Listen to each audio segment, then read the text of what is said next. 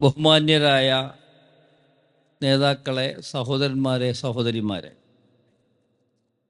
ഒരു വിദ്യാഭ്യാസ സ്ഥാപനത്തിൻ്റെ, പ്രത്യേകിച്ച് അവർ പഠിച്ച ആ സ്ഥാപനത്തിൻ്റെ തിരുമുറ്റത്ത് ആദരിക്കപ്പെടുന്ന രീതിയിൽ നിങ്ങളിരിക്കുമ്പോൾ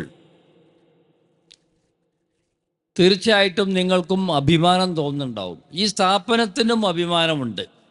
കാരണം ഇവിടുത്തെ പൂർവ്വ വിദ്യാർത്ഥികൾ അവർ വിവിധ തലങ്ങളിൽ എത്തി നിൽക്കുന്നതിൻ്റെ ഒരു സന്തോഷവും അഭിമാനവും തീർച്ചയായിട്ടും ഈ സ്ഥാപനത്തിൻ്റെ നടത്തിപ്പുകാർക്കും അതിൻ്റെ മേധാവികൾക്കും ഉണ്ട്. അതവർ വ്യക്തമാക്കുകയും ചെയ്തിട്ടുള്ളതാണ്. നമ്മളിവിടെ ഇന്ന് ചർച്ച ചെയ്യാൻ പോകുന്നത് വിദ്യാഭ്യാസമാണ് വിഷയം. നമുക്കറിയാം, ഒരുപാട് മാറ്റങ്ങൾ വന്നുകൊണ്ടിരിക്കുന്ന ഒരു ഫീൽഡാണ് വിദ്യാഭ്യാസം. അടുത്ത കാലം വരെ അങ്ങനെ ആയിരുന്നില്ല. ഇപ്പം നമ്മൾ പറയും, നമുക്കറിയാം ഒരുപാട് മാറ്റങ്ങൾ എല്ലാറ്റിലും വന്നിട്ടുണ്ട്. നമ്മൾ ചെയ്യുന്ന ഫോണിൽ മാറ്റം വന്നിട്ടുണ്ട്, നമ്മൾ ഉപയോഗിക്കുന്ന വാഹനങ്ങളിൽ മാറ്റം വന്നിട്ടുണ്ട്. പക്ഷെ വിദ്യാഭ്യാസം മാത്രം കുറേ 100ഓളം വർഷങ്ങൾ ബെഞ്ചും ഡെസ്കും ബ്ലാക്ക് ബോർഡും വൈറ്റ് ചോക്കുമായിട്ട് കുറേ കാലം അങ്ങനെ യാതൊരു മാറ്റവും അതിനകത്ത് വന്നിട്ടുണ്ടായിരുന്നില്ല. പക്ഷെ ഇപ്പം അടുത്ത കുറച്ച് കാലമായിട്ട് എഡ്യൂക്കേഷണൽ ടെക്നോളജി എന്ന ഒരു പഠന ശാഖ നിലവിൽ വന്നതിന് ശേഷമാണ് യഥാർത്ഥത്തിൽ ടെക്നോളജിയുടെ അഡ്വാൻസ്മെൻറ്റ് വിദ്യാഭ്യാസത്തിലേക്ക് കൊണ്ടുവന്ന് അത് നടപ്പാക്കിക്കൊണ്ടിരിക്കുന്നത്. ഇപ്പം ഇങ്ങനെയുള്ള ഒരു സന്ദർഭത്തിലാണ് ഇപ്പം അടുത്ത കാലത്ത് നമുക്കൊരു നാഷണൽ എഡ്യൂക്കേഷൻ പോളിസി, ഞാൻ കഴിഞ്ഞ 4 വർഷം ആയിട്ട് കാലിക്കറ്റ് യൂണിവേഴ്സിറ്റി സിൻഡിക്കേറ്റ് മെമ്പറായിരുന്നു. അപ്പോൾ ഒരുപാട് നമ്മളിതിനെപ്പറ്റിയൊക്കെ ചർച്ച ചെയ്തിട്ടുണ്ട്. അപ്പോൾ ഈ വിദ്യാഭ്യാസം നാഷണൽ എഡ്യൂക്കേഷണൽ പോളിസി ഇപ്പോൾ ധൃതിപ്പെട്ട് നമ്മളെ കേരളത്തിലും നടപ്പാക്കി. 3 വർഷ ഡിഗ്രി കോഴ്സുകളൊക്കെ ഇപ്പോൾ 4 വർഷ ഡിഗ്രി കോഴ്സുകളായി മാറി. പക്ഷെ അതിലെ ഏറ്റവും സങ്കടകരമായ കാര്യം എന്താണെന്ന് പറഞ്ഞാൽ, പല വിദ്യാഭ്യാസ സ്ഥാപനങ്ങളിൽ കോഴ്സ് തുടങ്ങി എന്നല്ലാതെ അതിനുള്ള ഒരു സംവിധാനങ്ങളും നിലവിലില്ല എന്നുള്ളതാണ്. ഞാൻ ഉദാഹരണം പറയാം. ഒരു കോളേജിൽ ഫിസിക്സ്, കെമിസ്ട്രി, പിന്നെ കുറേ ആർട്സ് ആൻഡ് സയൻസ് വിഷയങ്ങളാണ് പഠിപ്പിക്കപ്പെടുന്നതെന്ന് വിചാരിക്കാം. പക്ഷേ അവിടെ ചേരുന്ന ഈ 4 വർഷ വിദ്യാർത്ഥികൾക്കും അവർക്ക് ഇഷ്ടമുള്ള ഫിസിക്സ്, കെമിസ്ട്രി മാത്രമല്ല, ബോട്ടണി, സുവോളജി, സോഷ്യോളജി അല്ലെങ്കിൽ ജോഗ്രഫി, ഏത് വിഷയവും ഓപ്ഷണലായിട്ട് എടുക്കാനുള്ള ഈ അനുവാദം ഇതിനകത്തുണ്ട്. പക്ഷെ അവരെന്താ ചെയ്യുക? പെട്ടെന്ന് ലാബ് സെറ്റ് ചെയ്യാൻ പറ്റും. അപ്പോൾ ഒരുപാട് പരിമിതികൾ അങ്ങനത്തെ കാര്യത്തിലുണ്ട്. പിന്നീട് വേറൊരു പരിവർത്തനം വരാൻ പോകുന്നത്, നമ്മളിപ്പോൾ ഈ കോളേജ് ഇപ്പം ഒരു അൺഎയ്ഡഡ് കോളേജ് എന്നാണ് ഇതിന് പറയാം. നമ്മൾ യൂണിവേഴ്സിറ്റിയുടെ ഭാഷയിൽ പറഞ്ഞാൽ unaided college, affiliated and unaided college. ഈ അഫിലിയേറ്റഡ് കോളേജ്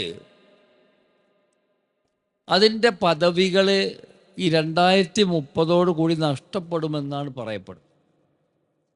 ഞാനിതൊരു വാണിംഗ് ആയിട്ട് പറയല്ല. ഇപ്പോൾ അഫിലിയേറ്റഡ് കോളേജായ ഈ കോളേജും, ഞാനിവിടെ വന്നപ്പോൾ ആദ്യമായിട്ട് അന്വേഷിച്ച്, നിങ്ങൾ നാക്കിൻ്റെ അക്രഡിറ്റേഷനുള്ള അതിൻ്റെ പേപ്പേഴ്സ് സബ്മിറ്റ് ചെയ്ത് വെച്ചപ്പോൾ ആർട്സ് ആൻഡ് സയൻസ് കോളേജ് അതിൻ്റെ SSR സെൽഫ് സ്റ്റഡി റിപ്പോർട്ട് അതവർ സബ്മിറ്റ് ചെയ്തിട്ടുണ്ട്. DVV വെയിറ്റ് ചെയ്തുകൊണ്ടിരിക്കുകയാണ് എന്നാണ് പറയുന്നത്. വളരെ സന്തോഷകരമായ ഒരു കാര്യമാണ്. നാക്കിൻ്റെ അക്രഡിറ്റേഷൻ ഇല്ലാതെ ഇപ്പോൾ തീർച്ചയായിട്ടും നമുക്ക് UGC എന്നൊക്കെ ഒരുപാട് ഹെൽപ്പും ലഭിക്കും. ഇപ്പോൾ റൂസ ഫണ്ടുകളൊക്കെ ലഭിക്കാൻ പറ്റും. അൺഎയ്ഡഡ് കോളേജിനും അത്തരം ഫണ്ടുകൾ ലഭിക്കുന്നുണ്ട്. അപ്പോൾ അതിനൊക്കെ എന്ത് വേണം? ഈ സ്ഥാപനം അക്രഡിറ്റഡ് ആയിരിക്കണം എന്നുള്ളതാണ്. അപ്പോൾ അക്രഡിറ്റഡ് ആകണമെങ്കിൽ ഒരുപാട് കണ്ടീഷൻസ് ഉണ്ട്. ആ കണ്ടീഷൻസ് ഇൻഫ്രാസ്ട്രക്ചർ മാത്രമല്ല, അതിൻ്റെ അക്കാഡമിക് നിലവാരം, ഇതൊക്കെ നമ്മൾ ഇമ്പ്രൂവ് ചെയ്യേണ്ടതുണ്ട്. ഇനി ഇങ്ങനെയൊക്കെ ആയിക്കഴിഞ്ഞാലും ഇപ്പോഴുള്ള അവസ്ഥ എന്താണെന്ന് പറഞ്ഞാൽ, 2030 ആകുമ്പോഴേക്ക് അഫിലിയേറ്റഡ് കോളേജുകൾ ഉണ്ടാവില്ല എന്നുള്ളതാണ്. എല്ലാ അഫിലിയേറ്റഡ് കോളേജുകളും നിർത്തലാക്കും. ഓട്ടോണമസ് കോളേജ് മാത്രമേ ഉണ്ടാവുള്ളൂ എന്നുള്ളതാണ്. അപ്പോൾ അഫിലിയേറ്റഡ് കോളേജ് നിർത്തലാക്കുമ്പോൾ യൂണിവേഴ്സിറ്റിൻ്റെ ആവശ്യം എന്താണ്? യൂണിവേഴ്സിറ്റിൻ്റെ ആവശ്യം തന്നെ ഉണ്ടാവില്ല. Calicut university, Kerala university, MG ഈ യൂണിവേഴ്സിറ്റികളൊക്കെ നിർത്തലാക്കേണ്ടി വരും. കാരണം എന്താണ്? കോളേജുകൾ അഫിലിയേറ്റ് ചെയ്യുന്ന, അവരെ പരീക്ഷ നടത്തുക, അവരുടെ കാര്യങ്ങളൊക്കെ ചെയ്യുക, ഇതാണല്ലോ യൂണിവേഴ്സിറ്റി ചെയ്തുകൊണ്ടിരിക്കുന്നത്. ആ ജോലിക്കൊരവസരം ഉണ്ടായിരിക്കുകയില്ല ഈ നാഷണൽ പോളിസി ഓൺ എഡ്യൂക്കേഷൻ പരിപൂർണമായിട്ട് നടപ്പാക്കുകയാണെങ്കിൽ. അപ്പോൾ ഇത്തരം സന്ദർഭങ്ങൾ, ഇപ്പോൾ ഞാൻ ഒരു കോളേജിൻ്റെ മാനേജറാണ്, സുല്ലം സലാം സയൻസ് കോളേജ് അരീക്കോട്. ഇപ്പോൾ ഞങ്ങളിപ്പോൾ ചെയ്തത് എന്താണെന്ന് പറഞ്ഞാൽ, ഞങ്ങളിപ്പം ഓട്ടോണമസ് സ്റ്റാറ്റസിന് വേണ്ടി അപ്ലൈ ചെയ്ത് കഴിഞ്ഞു. ഈ ഓട്ടോണമസ് സ്റ്റാറ്റസിന് വേണ്ടി അപ്ലൈ ചെയ്യുമ്പോൾ യൂണിവേഴ്സിറ്റിയിൽ നിന്ന് അതിൻ്റെ വിസിറ്റ്, അവരെ ഡേറ്റ് നോക്കിക്കൊണ്ടിരിക്കുകയാണ്. ഒരാഴ്ചക്കകം അവർ വരും. അങ്ങനെ ഇൻഷാ അല്ലാഹ് ഞങ്ങൾ ഓട്ടോണമസ് സ്റ്റാറ്റസിലേക്ക് പോകും. അപ്പോൾ എന്താ ഈ തീരുമാനം എടുക്കാൻ കാരണം? ഈ തീരുമാനം എടുക്കാൻ കാരണം ഇനി അഫിലിയേറ്റഡ് കോളേജ് ഇല്ല എന്നാണ് നാഷണൽ പോളിസിയിൽ പറയുന്നത്. ഞാൻ അതിലേക്കൊന്നും വിശദമായി കടക്കുന്നില്ല. നമ്മുടെ പുലപത്ത് ഈ വിഷയങ്ങളെപ്പറ്റി സംസാരിക്കാനായിട്ട് മാത്രം വളരെ ദൂരെ നിന്ന് ഇവിടെ വന്നിട്ടുള്ള ഒരാളാണ്. അപ്പോൾ ഈ വിദ്യാഭ്യാസ രംഗത്ത് ഇത് മാത്രമല്ല, മാറ്റം വരുന്ന എന്താന്ന് പറഞ്ഞാൽ, ഇപ്പോൾ ഞങ്ങൾ സുല്ലം സലാം സയൻസ് കോളേജ് ഞങ്ങൾ ചെയ്യുന്ന, അതായത് കേരളത്തിലെ ആർട്സ് ആൻഡ് സയൻസ് കോളേജിൽ ആദ്യമായിട്ടാണ് ഒരു കോളേജിൽ TBI എന്നാണ് സാധനം ഉണ്ടാകുന്നത്. അതായത് technology business incubator. Technology business, അതായത് നമ്മൾ സാധാരണ നേരത്തെയൊക്കെ പ്രൊഫഷണൽ കോളേജുകളും ആർട്സ് ആൻഡ് സയൻസ് കോളേജും തന്നെ വേർതിരിക്കലായിരുന്നല്ലോ, അല്ലേ? പ്രൊഫഷണൽ കോളേജ് പറഞ്ഞാൽ medical college, engineering college, Ayurveda college, pharmacy college, ഇതൊക്കെ പ്രൊഫഷണൽ കോളേജ്. പക്ഷേ ഈ ആർട്സ് ആൻഡ് സയൻസ് കോളേജിന് അവരെ ജോലി എന്താ?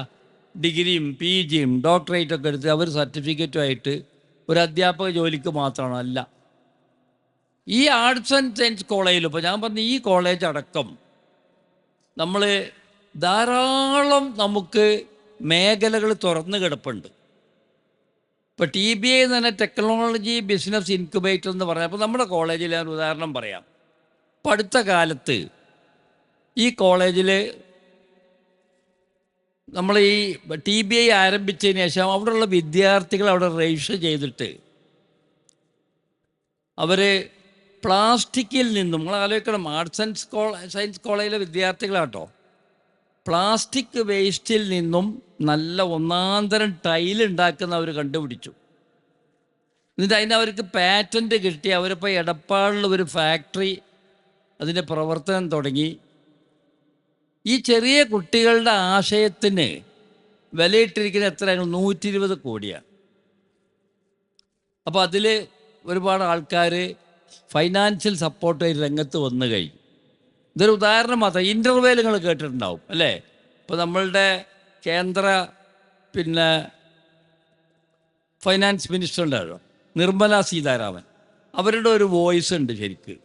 അവർ മെൻഷൻ ചെയ്യുന്നത് ഇൻ്റർവെല്ലിനെ പറ്റിയാണ്. ഇൻ്റർവെല്ലും ഇതേമാതിരി കുറേ ആൾക്കാർ ചേർന്നിട്ട് അവനവനൊരു ജോലി അതിനു വേണ്ടി പഠിക്കുക എന്നുള്ളത് മാറ്റി നിർത്തിയിട്ട് അവരിപ്പം 4000 ആൾക്കാർക്ക് ജോലി കൊടുത്തു. ഇൻ്റർവെല്ലിൻ്റെ ആൾക്കാർ 4000. എങ്ങനെ സാധിച്ചത്? ഇതുപോലെയുള്ള ചിന്തകളും പ്രവർത്തനമാണ്. ഇപ്പം ഞാൻ പറഞ്ഞു, നമ്മളിവിടെ അധികം പഠിപ്പിക്കുന്ന ലാംഗ്വേജാണ്. ഈ അറബിക് ലാംഗ്വേജിനെ പോലെ സാധ്യതയുള്ള മറ്റൊരു വിഷയമില്ല.